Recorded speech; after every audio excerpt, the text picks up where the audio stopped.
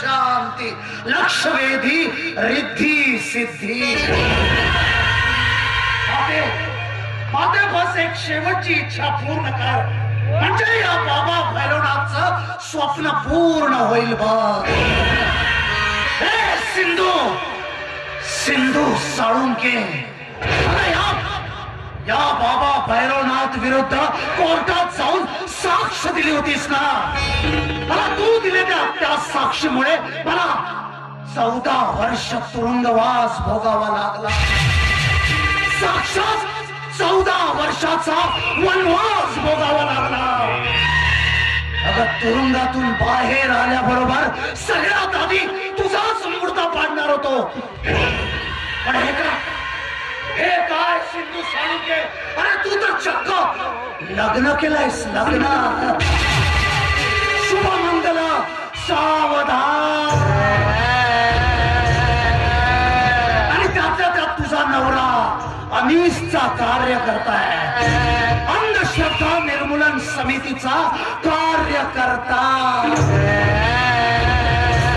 सेवक आहे तुझा तो नवरा.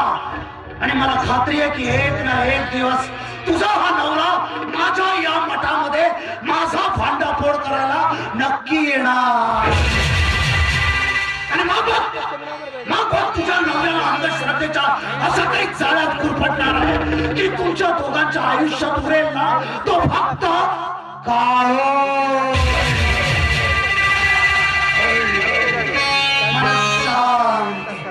देह शांत लक्षवेधी रिद्धी सिद्धी.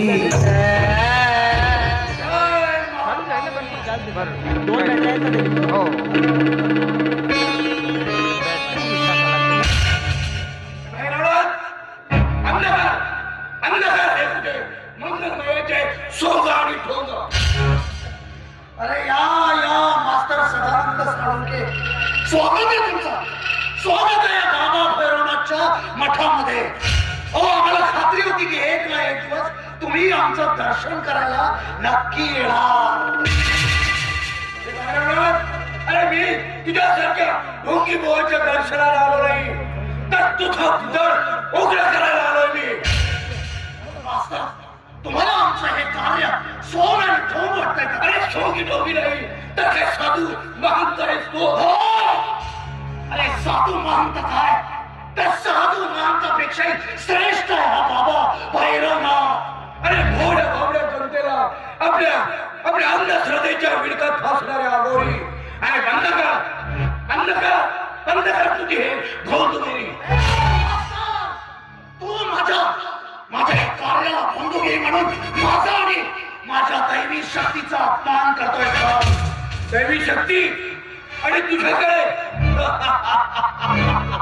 अरे भैरवनाथ, अरे या जगात अशी कुठलीच दैवी शक्ती नाही जी कुठल्या माणसाला मिळाली असेल. अच्छा सांगू शकतोस तुझ्या घरामध्ये तुझ्या बायकोच्या उदरात काय वाढतंय ते? मुलगा का मुलगी? पुढे स्त्रीच्या उदरात मुलगा वाढतोय की मुलगी हे डॉक्टराशिवाय पुढे सांगू शकत नाही. आणि तसं कुणाची नाही अरे खूप वर्ष आधी एका मायनं एका मुलाला जन्म दिलाय दैवी शक्तीच्या जोरावर बाकी सांगण्यासाठी.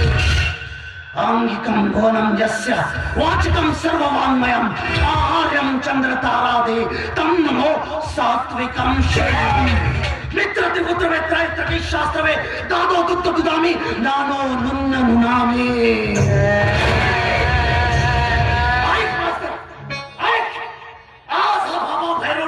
आपल्या दैवी शक्तीच्या जोरावर तुला हे भाकीत करतोय की तुझ्या घरामध्ये तुझ्या बायकोच्या उदरात एक मुलगी वाढते. मुलगी, आणि ती ही साधी सुधी मुलगी नाही.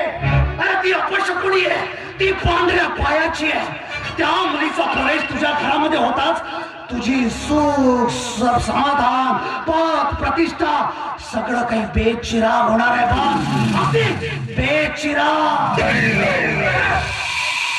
हा तुझा थोदाड आणि हा थोदाड दुसऱ्या कुणाला सांग. आणि हा तुझा या सोगा ढोगाचा हा बाजार काढलास ना, हा बाजार सोडून निघून जा. यातच तुझी भलाई आहे, नाही तर तुझ्या या सोंगाचा फांडा घोड करून तुला तुरुंगात पाठवल्याशिवाय राहणार. कारण या समाजात अन्याय, अंधश्रद्धा, अराजकता आणि वेश्याचं उच्चाटन करणं हे त्या मास्तर सदानंद साळुंखेचे ध्येय आहे. आणि ते ध्येय मी पूर्ण केल्याशिवाय स्वस्थ बसणार नाही. अरे आज तुझा तमाशा या जगासमोर आणलेला आहे. तर नाव सांगणार नाही सदानंद साळुंखे म्हणून. ढोंगी सोंगी महाराज.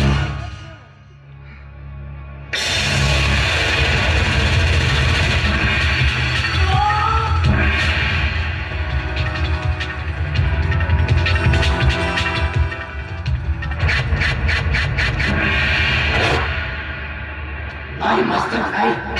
आज या बाबा भैरवनाथला सोंगी ढोंगी म्हणून माझा अपमान करून गेलायस.